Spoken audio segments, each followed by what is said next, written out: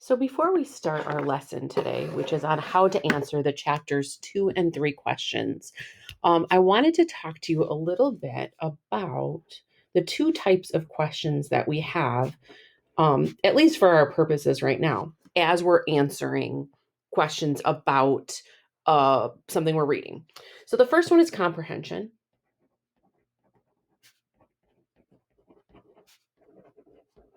And a comprehension question is a question that you can answer in the text. So, how old is Zeus? It says in the book. Where are they in the book, right? You can check the book and say it. For the most part, I think, if I'm remembering correctly, all of the questions we've had so far are comprehension questions. We can look them up in the book. We can find the answer, and the answer is right or the answer is wrong. But a second kind of question that we're going to learn about today is an inferring question. INFER. An inferring question maybe asks why or how or what do you think? And these are questions that you can look in the text, but then your brain has to make some connections on its own. Now, I have, why is this kind of have a glare on it? Maybe if I turn my light off here. No, that didn't work. Okay, well, we'll live with it. I can move it a little bit.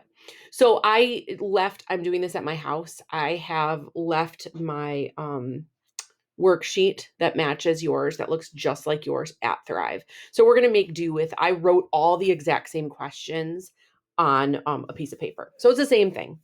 The first thing we're going to do is we're going to cross off number 4.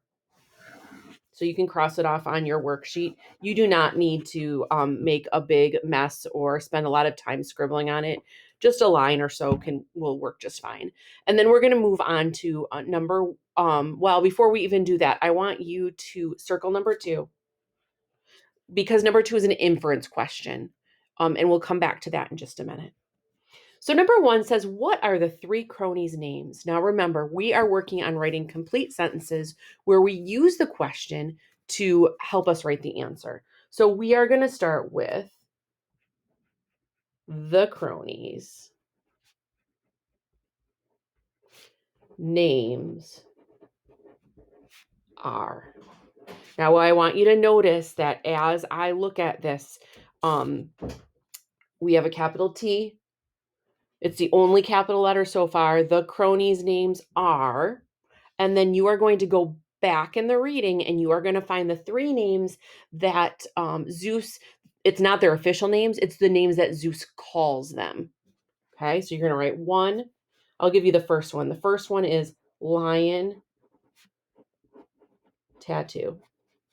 Now, I should be able to spell lion tattoo absolutely right because it's listed in the book. So if I'm not sure how to spell it, I can find it, and so I can copy it down. I am writing this name with a capital letter, both parts of the name, okay, because it is a name, and then I am going to make a comma. So I will let you list the last 2. Remember, you can always pause this video if you need a minute to finish your work. The second one is, why do you think Zeus calls them by those names? Now, this has the word think in it, so that means that it's an inference question. You're asking what your opinion is or what the connection is that you make. Now, could you say, I think he named them after planets? Well, no, that does not make any sense, right? It has to make sense with what we know about the story. So, I think Zeus calls the cronies those names because. Now you are going to tell me what you think. Okay? Pause it if you need to. What did they, and I know because the other questions have been about the cronies, that this they refers to the cronies. What did they use to trap Zeus? They used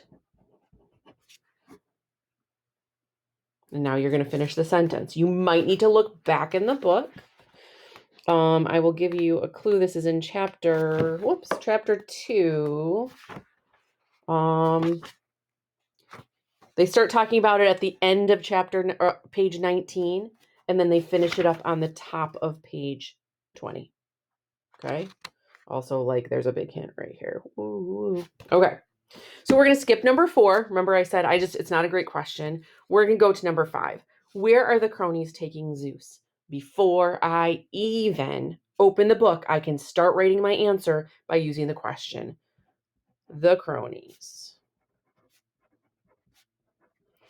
are taking capital T in cronies, capital Z on Zeus, because it's his name, to, and then that's right at the beginning of chapter 3. Let's see. We're headed for going all the way to, so you're going to want to look the top of page 28. It gives where they're going. It's a place, so it needs to start with a capital letter. It's the proper name of a place. What does Double Chin call Zeus?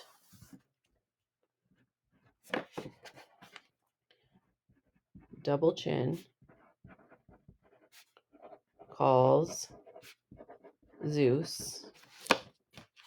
I think that's in chapter 3 as well. That's what Lion Tattoo calls him, Snack Boy.